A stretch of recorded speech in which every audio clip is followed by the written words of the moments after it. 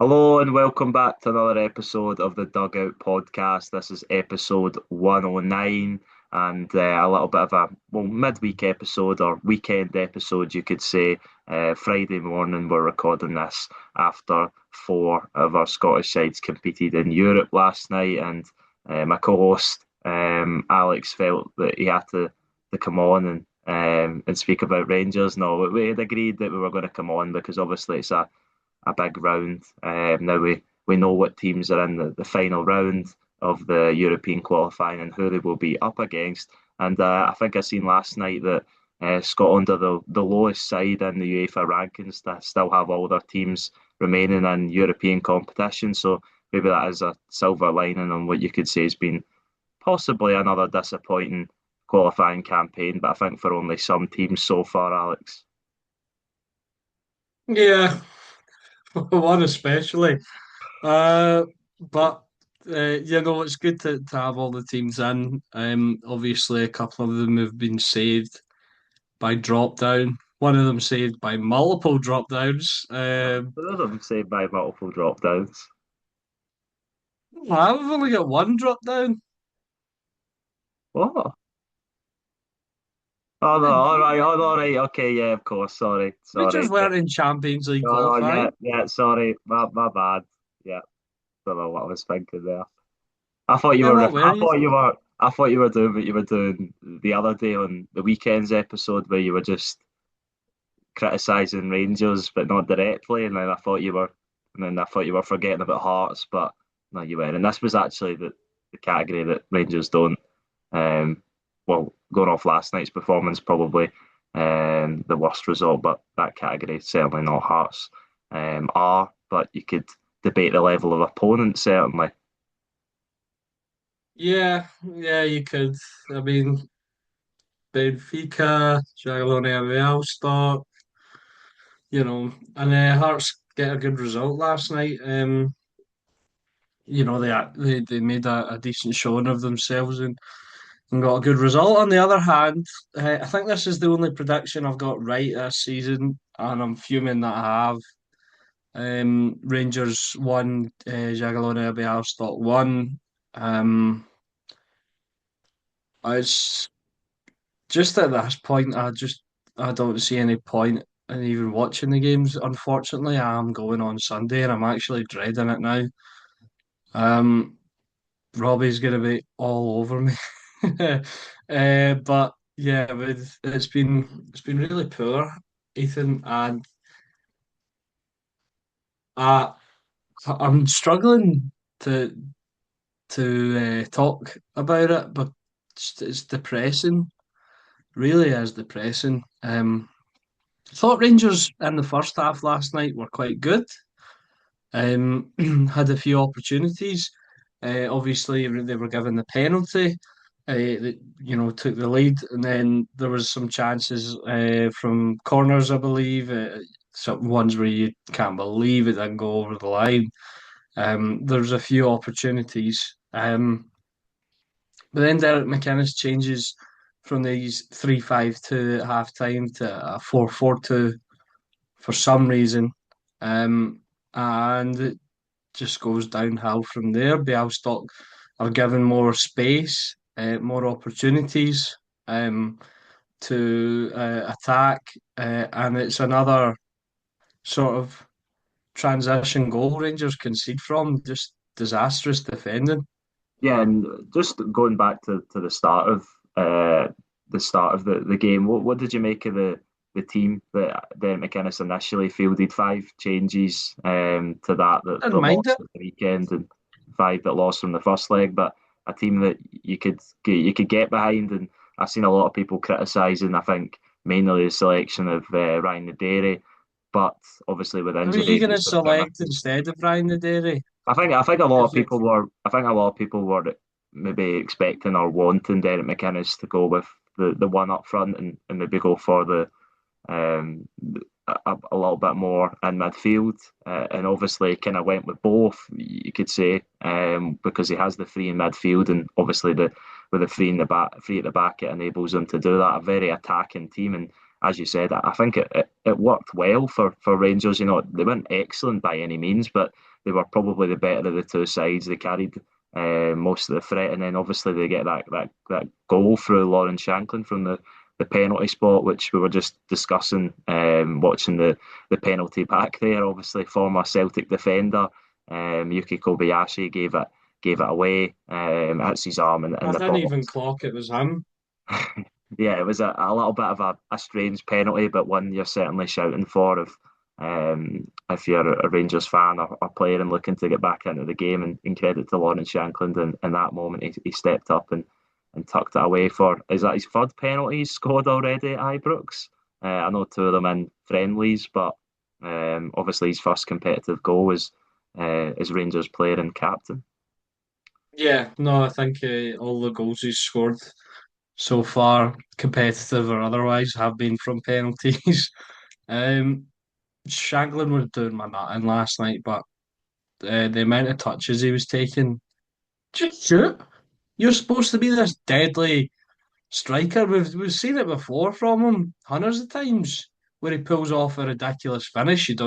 You think only he could do, but he's taking a bazillion touches and he's just getting crowded out. And he wasn't good last night despite scoring. And I don't think either of the front two were good last night. Um, Players who I thought were all right again. Daisuke Yokota obviously wins the penalty. I think right now, unfortunately, he's only got about 60 minutes in the tank because he looked dead for the sort of remainder of the game. Um, but he looks like a really positive player, really difficult to sort of um, defend against. He likes to stand up a defender. He likes the ball in to his feet, and he likes to humiliate defenders. He um, a couple. I was like near the right near the pitch, so I was like a few rows up, and I was like sort of just past the halfway line. So in that first half, I got a good view of him. Um, and he got a couple of nutmegs in there, and he's really good to watch. I thought Olwetu Macania was all right again. Um, Manny Fernandez is starting to irritate me.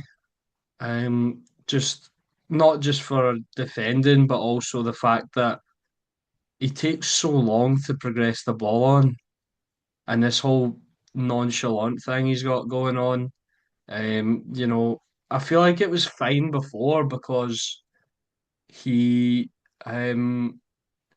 it never felt slow. You know, he looked like he was like he didn't really care and blah blah blah. You know what I'm trying to say. He looked really sort of relaxed. It They looked like didn't the feel.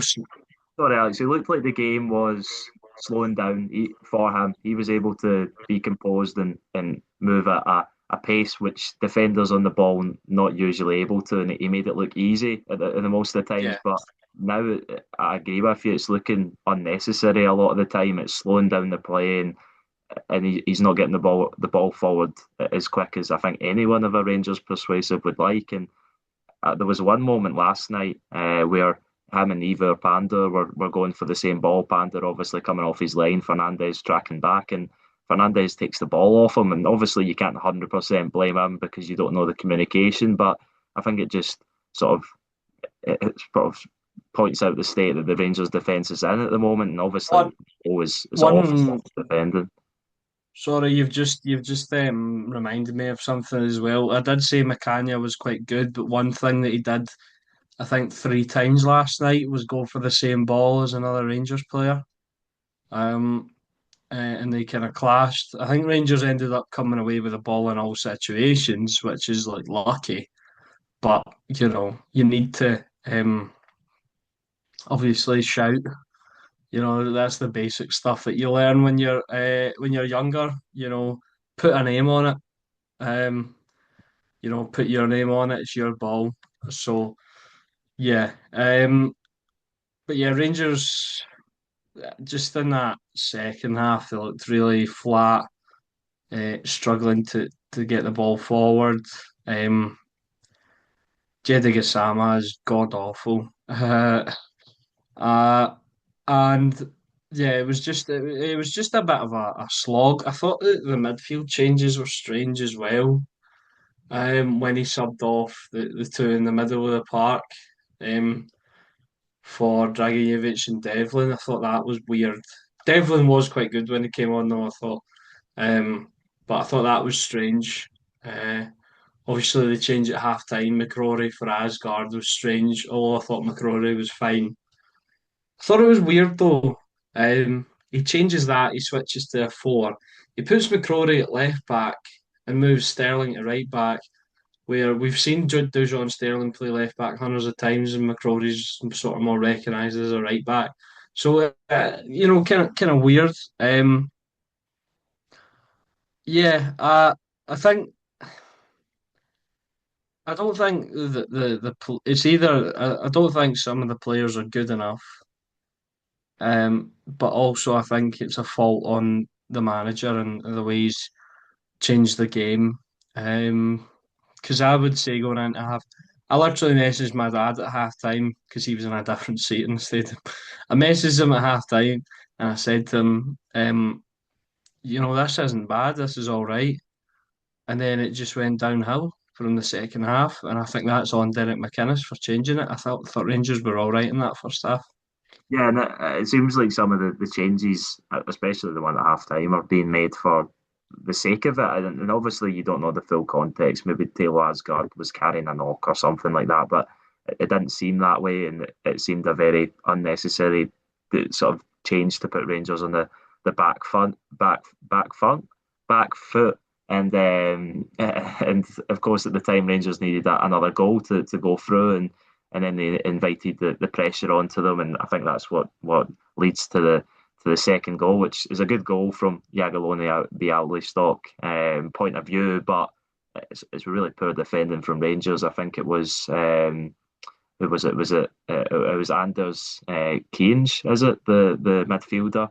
Or Clinch, the midfielder, who gets the ball on the left hand side of the box, and just no Rangers defender wants to go and close him down, and he has time to pick out a really good ball to the striker number 99, Nick Prelec, and it's a good header. But from Rangers' defensive point of view, it's schoolboy stuff, as you would say. And I don't know if it's Dujon Sterling that's maybe got to go and close him down quicker in that scenario. But speaking about Ross McCrory and Dujon Sterling, maybe if it was Ross McCrory at right back, then he does close him down quicker. But no, I think that's been the main problem for Rangers among many. That defensively they just look so vulnerable against any opposition, and they don't look like they're. And we spoke about that in the preview that we just don't think they're going to keep a clean sheet, and you'll struggle to win matches if you can't keep clean sheets week in, week out, game in, game out.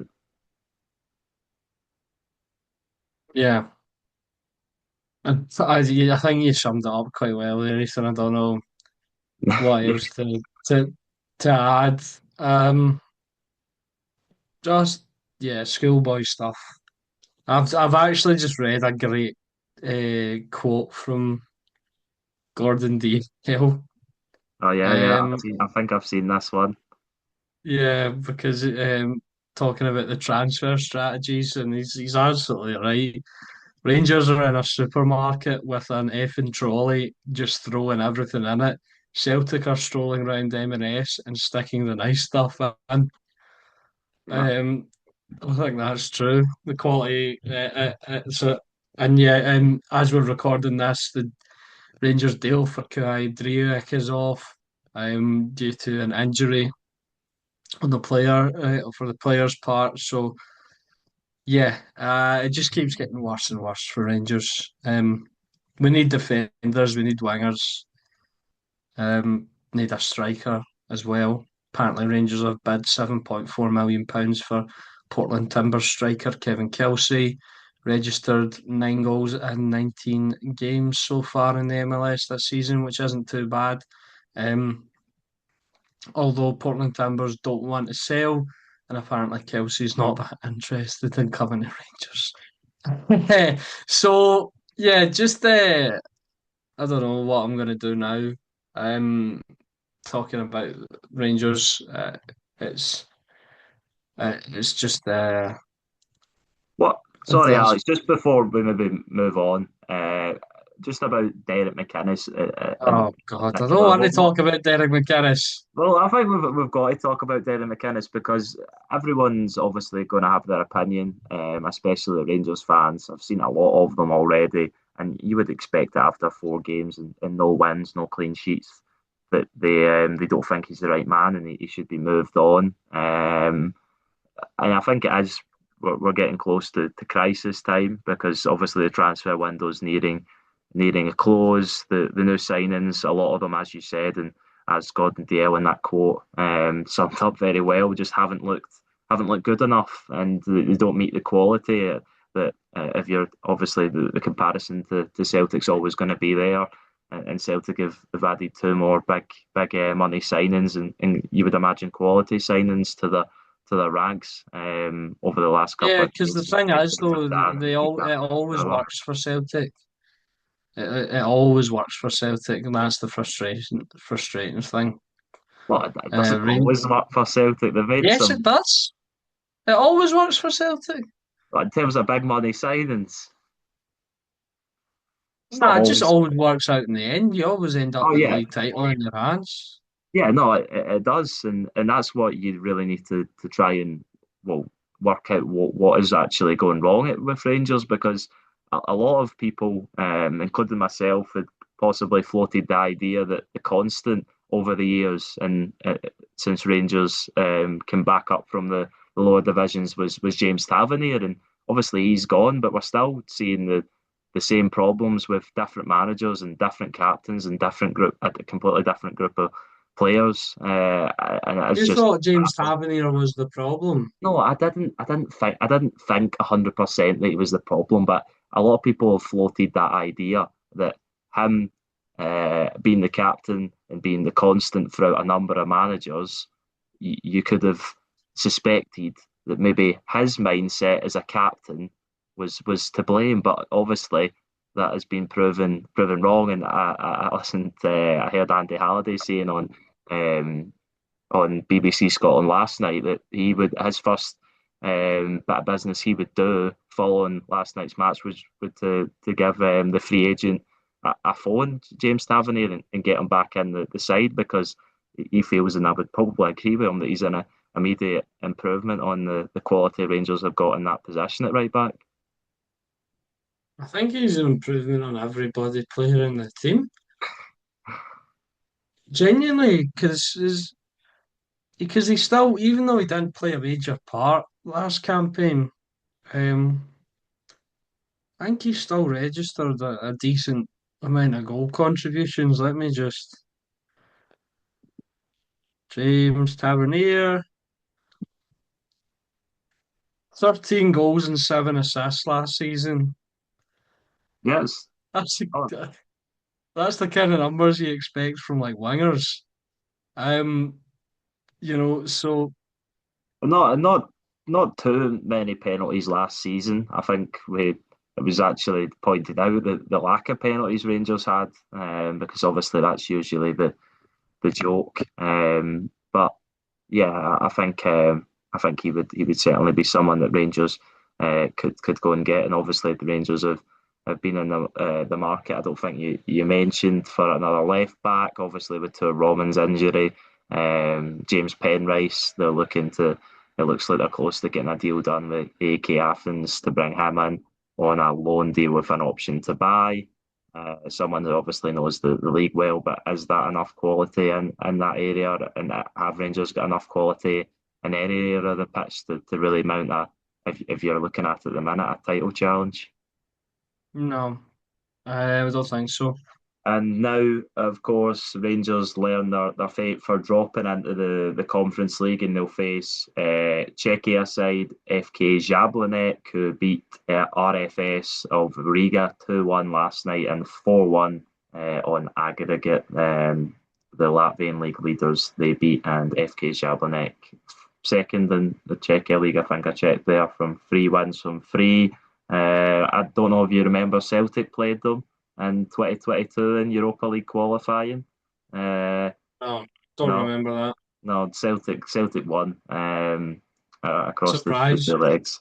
It was the year they dropped out of the Champions League after losing to FC Midtjylland, and Ange Postecoglou's first season. Kyogo actually got his first Celtic goal against them, and I believe Joe Hart might have got his first Celtic clean sheet as well. So, bit of Oh, history well, it there. didn't start well for Ange.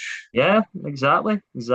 And just finally, before we move on to the other three games, I know I kind of asked you already, but asking you maybe in a different fashion, what do you think kind of result if it doesn't go Rangers' way over these next two games against St Mirren at the weekend, obviously on Sunday in the Premier Sports Cup, and then next Thursday in the Conference League playoff first round against FK Jablonek? Where do you think it leaves Derek McInnes when he's already in a really difficult scenario? If we lose against St Mirren and lose against this team whose badge is a tree, um, I don't know. I've already lost complete faith. I'm already prepping for the next manager. Yeah, It's well, just, it's just the routine at this point, isn't it? yeah, and I think Bring in, bring in a crap manager, bring in crap players, bring in someone new. Oh, he'll rebuild, he'll sort it out, and it's the same useless nonsense every single season. yeah, and I think there is there's obviously massive pressure on Derek McInnes. We know that, and over it is really, if it's not already entered the realms of Russell Martin and Wilfred Nancy, and we know how Well, difficult those sit. he's entered the realms all right. He's started worse than Russell Martin. Yeah, because Russell Martin obviously did have wins in Europe under his belt, despite the lack of domestic form. Okay, moving away from Rangers to Alex's relief. Sorry, we'll move to Tynecastle, and this one, as we know, was a bit of a formality after the first leg in Lisbon, in which Benfica completely ran over the top of out of ranking side 6-1. Hearts made four changes from that team. We maybe expected a little bit more, but it was a pretty strong team that the Belgian fielded, and it was a good performance from them. I caught bits of the game, and yeah, they were well worth, I would say, their draw in the end against a Benfica rotated their team obviously very heavily. They didn't have anything to play for, and they actually drew in their opening league game at the weekend. I seen surprisingly at home to a newly promoted side, but to draw against opposition like Benfica, which I think, although they're playing in the Europa League qualifiers, would probably most commonly see them in the Champions League. A draw at home is nothing to be sniffed at, despite the overall result, is it, Alex? No, it's a good result for Hearts, and despite being a rotated Benfica side, it's always a good result when you get that in Europe against a big team. It seems like the battering they gave them just over a week ago feels so long ago. Yeah, Now it gave Hearts a bit of a kick up the backside. Obviously, a really good performance at the weekend and getting a 1-1 draw here. It sets them in good stead for the rest of the campaign. They relieved a little bit of the early pressure that was building on Wouter Rankin, I'd say. yeah, exactly that. And I did at one point I was watching the game. I did catch that they actually opened the scoring towards the start of the second half through Calvin Miller. Really well worked goal between Claudio Braga, Josh McPake, and Calvin Miller. But I think McPake was offside to the pass he received from Braga in the build up, which was unfortunate. But you've seen the reaction of the players and the fans. Just treating the game as a one-off game, and that's obviously a good mentality to have, because the game was gone obviously after the first leg. But even though those Benfica players are second options for them, that this is a completely different sort of stratosphere compared to to Hearts, and I think most of those players probably walk into that started last night for Benfica probably walk into almost any team in Scottish football. So that's the kind of levels we're talking about. Benfica, um, I'll go on to face Danish champions AGF in the Europa League playoff round, and Hearts will have another difficult task. Rapid Vienna, who paid Lena Miscon 2-0 last night and 6-1 on aggregate, and another tricky round for Hearts to face, but one I think they can certainly take confidence in based off this performance and obviously the one at the weekend, Alex. Yeah, no, definitely. They should. Sorry, I'm still reeling. But yeah, no, they should take massive confidence, and it's like I said, it's a good thing for them to build on. And everything seems to be improving for everyone except me. Uh, no, fair play to Hearts. They deserve it. They deserve a good result, and they'll take confidence going into the Conference League qualifiers. And they will take confidence into going into the League Cup and the rest of the campaign. Yeah, exactly that. And at Hearts, you would maybe say is one of the teams that, like they obviously did last season, could split Celtic and Rangers, and the early signs are suggesting maybe similar. Of course, still a very long season to go, but another team that a lot of people are sort of floating that idea around is obviously Motherwell. Despite losing Jens Berfalasco, they look possibly even stronger so far than they did at the start of last season.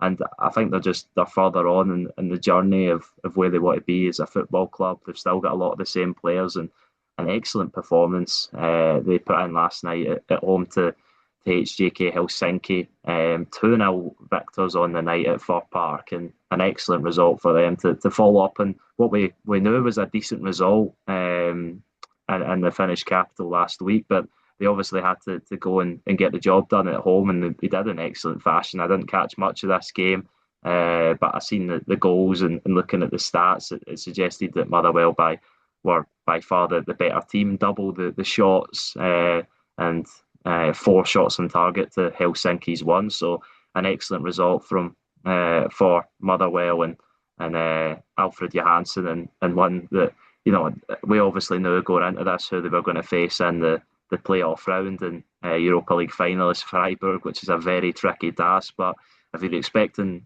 or if you're hoping one maybe Scottish underdog side could knock Freiburg out in that round, is there a better candidate than Motherwell? I don't think so. I may see if I can, if it doesn't fall, if the home game doesn't fall on the same day as Rangers, I might try and go to that.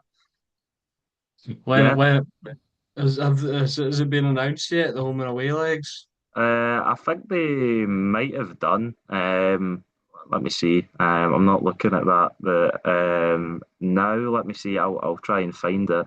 If it's on FootMob or it says 7:30 on the Thursday as the first leg's at home for Motherwell, second leg away. The second leg's at 5:45. Uh, Oh, shucks. It is the same day that Rangers are Yeah, on. I did think it probably would be, but I think some of these games though there is an excellent opportunity to get on the telly because I think some of them can have I think all of them have the opportunity to be really entertaining ties. And obviously it was a big disappointment last night that none of the games were televised in Scotland or the UK, I believe, which is just really poor and probably shows the state of the sort of TV deals that Scottish football was able to pull. But with our recent exploits in Europe, you could make the point that it's kind of what we deserve. But as I said at the top of the show, having 5 teams still have a chance of European football at this point, obviously not the most ideal stages that Hearts and Rangers especially would have liked, but they're still in with a chance, and I think all of our teams have got a chance of progressing. Motherwell, unfortunately, despite how much I think they've been excellent at the start of this season, I would probably say they have the least of a chance because Freiburg are a top German side, and as we know, there's a difference between being a top Scottish side and a top German side, especially one who has very recent success in European football and getting to the Europa League final. But going through the two Well, goals, you can get to the Europa League final and drop off a cliff, you know. yeah, no, yeah, exactly. You can, as we've seen, obviously in this country before, and also this could be a case of the Germans underestimating the Steelmen, and maybe they catch them cold at the start of their season before they played any league games. That's why I think there is an outside chance for Motherwell. I'm not going to sit here and say that I think they're going to go through or anything, but it's another away trip for those fans to look forward to. Obviously, they've already got to the Faroe Islands and Finland, not maybe the warmest destinations in the world if you're looking for a summer getaway. But I think the Motherwell fans couldn't complain if they got to this stage and then went out to A, Freiburg, obviously a dependent trip, on the a result. wee trip to Germany, I'd take that. Yeah, and as I believe I heard on Clyde One Super Scoreboard the other day, it's one of the most sustainable cities in Europe. So there you go, another fun fact if you The want to call Motherwell it fans will make sure to test that. that. Yeah, but no, hopefully there's a big travelling the support, and I expect there to be going just through the second half goals from Ibrahim Said, who's obviously already got one goal this season, I think it is. He obviously got the winner at Easter Road. I don't think he got any in the two legs against HB Tórshavn. He opened the scoring at the second minute of the second half. Really, really nice goal. Spoke about a great team performance from Motherwell, but two bits of individual brilliance from side, and we know he's capable of it. His dribbling has always been a quality that I think stood out.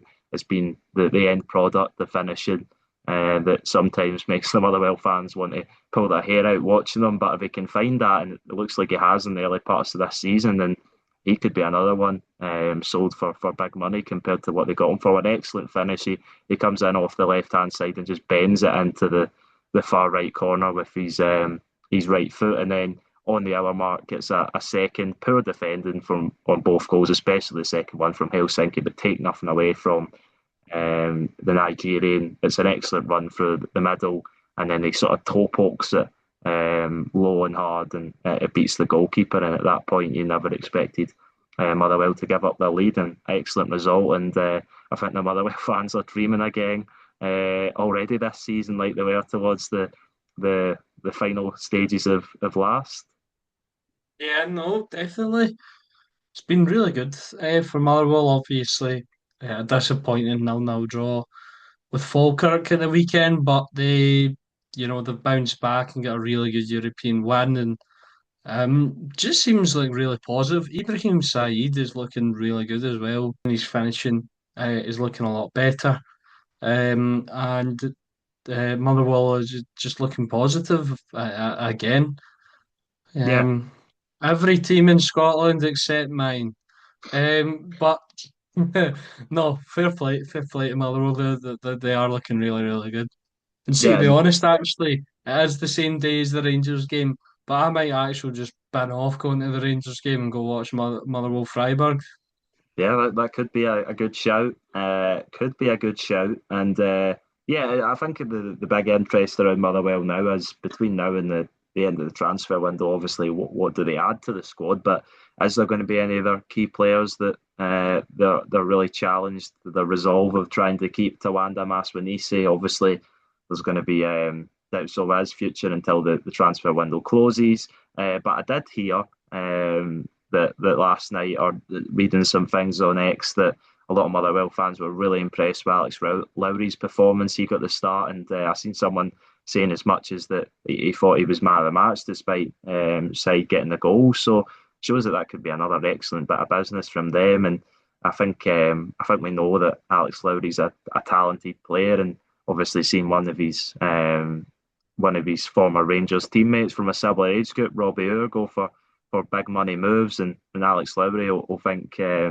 that he's still got the potential to do something similar. So I think that's another excellent signing for Motherwell, and they just look like that they've carried on from where they left off last season. So excellent result for them, and a glamour tie as well. I think the Scottish clubs have been quite lucky with glamour ties in the qualifying, but whether that's a good thing when you actually want to try and get to the tournaments is another thing. And moving on to the last, and in terms of entertainment value from a football match, I will say least, because I did catch large parts of Hibs's trip to North Macedonia, where they faced KF Skendija, of course, not in their own stadium. It was actually in a different stadium, the North Macedonians national team stadium in Skopje. So I don't know why it was there. 7,200 apparently at the game of the 32,580 capacity. 300 of them Hibs fans, and I think they were the ones you heard throughout the game in the corner. I wouldn't say that the Hibs performance on the night gave them a lot to sing about, but going away to difficult European venues, sometimes it's just about grinding out results, and that's what David Gray's team done. And ultimately, you could maybe say that they've rode their luck across the two away games in European qualifying, but the home matches have done the job, and if that's enough to get them to the Conference League, then no one will really care about that, will they, Alex? No, definitely not. They'll need to improve their performances in the next round, however. It's Ghent, isn't it? Yeah, They're taking on. They'll need to improve their performances in the next round, but you know, any means necessary. They're through. They'll be happy with that. I'm happy with that. You know, the Scottish club's doing well. Well, some of them. Um, you know, we're all in the final round of qualifying. All have the opportunity to be in Europe for the season. So yeah, it's just positive to think about. Despite some clubs having to drop down competitions, you know, other ones are flying the flag and doing quite well. yeah, and this was actually, I think, unless I stand corrected, this was the first time in 15 games that Hibs had kept a clean sheet. So shows the magnitude of the achievement going away from home in a European competition and keeping one. But they rode their luck at times. I don't really know how the home side didn't find the back of the net, but sometimes, as I said, that's what it's about. And it looks like David Gray's found his strongest starting 11 or near enough. There's a bit of consistency in selection, and obviously Callum Wright got his first start last night, and there's not really too much to speak about in this game, to be honest. All credit to Hibs and Yeah, David Gray, but just well done, yeah, Abs. Enjoy, yeah, enjoy yeah, your uh, enjoy your Belgian trip if you're away. yeah. As we know, Kent will be a tough task for them, but as we said, if Hibs can continue the home form and having the second leg at Easter Road as well, then they'll certainly always have a chance. So, I'm optimistic about all five teams' chances. But I'm not. Less so about others. Less so about I think there's a chance that all five teams could get dumped out. Like I think it's more likely than not. Um, I think there's certainly a chance, but I do you think want to just go? Do Celtic you have want to just go through give Celtic our early Celtic have predictions? Celtic have the strongest chance to progress. I think out of the five teams. Yeah, I'd probably agree with I think that. Rangers should be a The cert strongest. Yeah, to progress. You just don't know. Like you could put them up against Darvel right now, and they'd probably lose. So you know, it's you just don't know with Rangers right now, and the other three sides really tough ties for them, but I'm sure they'll give it a good go. yeah. And I agree with you. I think Celtic should be favourites, but we've seen them fail at this stage so many times. Alistair Johnston out for up to 6 weeks as well, which will be a massive blow. And it looks like Arne Engels Deja will, vu. yeah, Arne Engels will be making that big money move to West Ham, possibly a Scottish transfer record fee, which maybe some people would find incredible, but Celtic will obviously need to get a replacement in for him. And yeah, I think nothing's ever guaranteed, so it will be a difficult task for Celtic against Lask Linz. And as for Rangers, I agree with you. I think you would usually expect Rangers to get through. I think Rangers will do enough to get through across the two legs. I don't think it'll be pretty, but I think there is a level, and I think Rangers will find a result eventually under Derek McInnes. But obviously, they've got a massive task at the weekend to go through first. Hearts were really tricky, but I think they can edge through. Motherwell, I think Freiburg will have too much, but I think the Steelmen will do themselves proud. And I think Hibs will just scrape through as well. I'm being very optimistic about the Scottish Oh, clubs. What? do you think Hibs will scrape through past Ghent? Yeah. Okay. Oh, so what's wrong with that? I just don't think they will. Okay, I'm looking at Gent's recent results. They're not world beaters by any means. They're at Neither are most Hibs. no, but that's it. It's a close game to call, and I'm back in the Scottish side. I think Rangers will go out.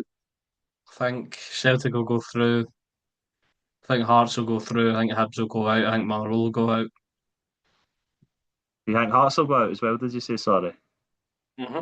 So you think Celtic are the only team that'll get through? No, I said Heart.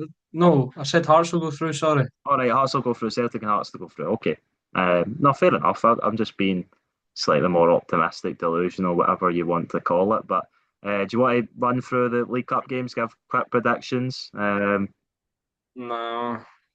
Yeah, yeah. Yeah, why not? Okay, right. I'll just get them up here. Oh, I can't find it on my app. Where is it? Scottish League Cup. Here we go. Knockout round. Okay, of course. Tonight, as we're recording this, we've got the Ayrshire Derby as Kilmarnock host Ayr United. Struggling Kilmarnock host. You could say high flying Ayr United, but it is two games in the Championship under Gary Naismith. Who are you going for, Alex? Um, Ayr United. Yeah, I'm going the same. Laurie won't like hearing that, but I think it's going to be a really difficult game for Kilmarnock, and I think I'll bet back to United to win the championship, and I'm backing them to win here. Aberdeen v Dundee rematch of last weekend's game. Oh, I'm gonna go one each. Dundee to win on penalties. Okay, I'm going to go with a 2-1 win for Dundee. I think they'll beat the Dons again. Dunfermline Athletic at home to Ross County. I'm gonna go 3-0 to Ross County. Oh, that's a big result. I'm going to back I think Ross County are looking like they could storm back up. They're looking quite good. East Kilbride are looking quite good. Accies are looking quite good as well. So I guess we'll see. yeah, not trying to get too excited about Hamilton there, but no, I agree with you. I think the Staggies will do well this season, and I think they'll come out on top of this one. I'm not going to go by a 3 goal margin, but I think they will win 2-1 after extra time. Dundee United at home to Celtic.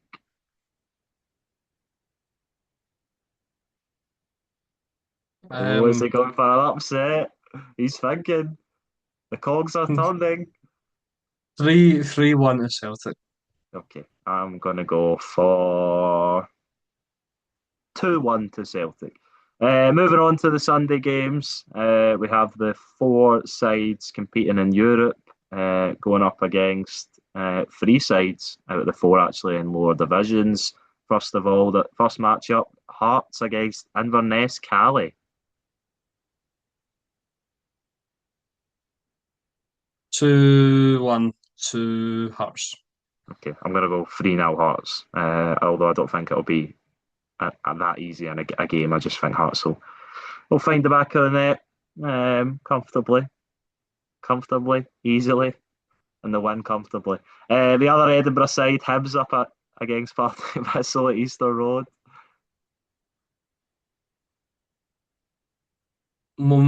Two each. and Partick Thistle to win on penalties. Okay, I think that's that a lot of people's pick is the sort of surprise of the round. Hibs, as we've seen last season against Dunfermline in the Scottish Cup, are prone to a little clanger, you could say. But I think they will do enough at home to Partick Thistle, and I think it will be an excellent game, possibly tie of the round. I think it will go all the way, and I think Hibs will win on penalties after a 2-each draw. Next up, we've got Stenhousemuir against Motherwell. 7-1 to Motherwell. 7-1. I think Stenhousemuir have started the season quite well, but I just don't like Stenhousemuir. do you not? Okay. Any reason? Yeah, he used to play against the junior team. They are the worst people on this planet of Earth. But I'm sure it's not the same junior team that of now. You need to clarify that. Yeah, obviously it's not the same junior team now. Yeah, I mean, why have you just picked up a whole vendetta against the whole of Stenhousemuir as a football club because their junior team were how The did you parents describe weren't them? nice either. Okay, so it's the people of Stenhousemuir. That's the new Yeah, vendetta of Alex's vendetta. Okay, 7-1. that's not a Um, new one. I've had that for a long, long time. yeah, but Hate them all. it's just been recently revealed to me and the podcast viewers and listeners. Motherwell, I think will win 2-0, not 7-1. And the final game All of the right, that'll weekend, do it for today's no, episode of the the Dugout final game of the Podcast. weekend, it is title contenders St Mirren. No, I'm only joking. Second place in the league, St Mirren going up against struggling Derek McInnes' Rangers at Ibrox. How do you think Rangers will fare in this one? Will McInnes get his first win as Rangers manager? No, I think Rangers will go out. Okay. What I'm will saying score? 2-1 to St Mirren. Okay, I'm going to go with 1-0 to the Buddies. Yeah, I agree with you. I can't. It's difficult to see Rangers winning at the minute, and I think it'll be the penultimate nail on Derek McInnes' coffin. Uh, there you go. But I think that's all the predictions for the action at the weekend. I think that's just covered almost everything today. Thank you very much for coming on, Alex. I know it's obviously it's obviously not ideal the result for Oh, I'm Rangers a last night. professional, you know. Yeah, I'll do it for the podcast, but it doesn't mean I need to be happy about it. no. No, I was in the same point last season. I might be in the same point in a couple of weeks' time. We'll never know. Well, we will know when it comes around. But no, I don't thank think anything will be as embarrassing as Kairat Almaty. I think you'll be all right, lad. no. But the thing was that after the If first leg, Rangers lose to this Czech Republic three side, that'll be worse. And Conference League qualified. My word. yeah. But the Kairat Almaty after the first leg, there was no real expectation, so I was kind of prepared for that. Whereas this one, I think Celtic are favourites and really confident going into it. So I think, Well, they yeah, were but favourites the last time. yeah, I know, but they hadn't signed a lot of quality players like they have this time. They were in a worse place. Oh, well, And they've signed two quality players. well, okay, but they've How signed the other four two players. do remain to be seen. Yeah, they do, and we'll see on Saturday. You would imagine, and then on Wednesday, God, that's when going to be a massacre. I'm actually going to say 8-1 to Celtic. against Dundee United. Okay, I don't think so. I think it'll Another be a tough game. Casper Who hat-trick. Possibly. Right, well, I think that's all from us this week. We'll be back to review the weekend's cup games, any more transfer action as we're nearing ever closer to the window closing. So thank you very much for listening. If you're on the Spotify, thank you very much for watching. If you're on the YouTube, go and check out Alex on the TikTok. He's uploading mostly daily content almost every day. Yeah, Uh, I missed Wednesday because I'd recorded an episode, not an episode, well, I don't know what you'd call it. I'd recorded a video, And then I went out to watch the solar eclipse with my mates, and then we were out for ages and stuff. By the time I got back, I'd not edited it yet, and Celtic had signed Hissam Hassan and Mohamed Diamandi had left. So I thought, nah, just patch this. Um, because it was late when I got back. I'm like, nah, patch this. I'll jump over and record tomorrow. Yeah, and did you wear your protective eyewear? Yeah. That didn't sound very convincing. Uh, anyway, thank you very much for listening or watching, and goodbye.